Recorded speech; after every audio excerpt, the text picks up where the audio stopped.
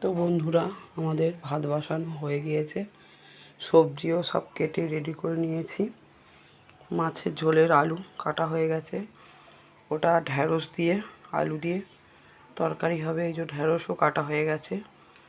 এই পেঁয়াজ, টমেটো, আদা রসুন বাটা মোটামুটি সব কেটে গুছিয়ে নিয়েছি। মশলাও রেডি করে নেওয়া হয়েছে। মাছগুলো দেখে নাও, এগুলো আছে আমুদি মাছ, এটা আছে ভোলা মাছ, এটা আছে তেলাপিয়া মাছ। আমুদি মাছটা ছিল ফ্রিজে, আর আজকের এই দুরকম মাছ নিয়ে এসছে। তো আজকের এইগুলো দিয়ে রান্না হবে।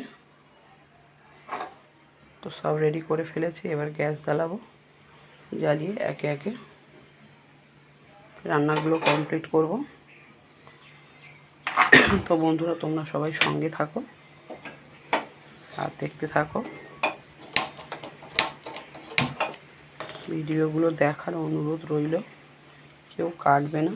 পুরো ভিডিওটা না দেখলে ভিডিওর মানে কিছু বোঝা যায় না, তাই ভিডিওটা দেখার অনুরোধ রইল। সঙ্গে থাকো, দেখতে থাকো কেমন।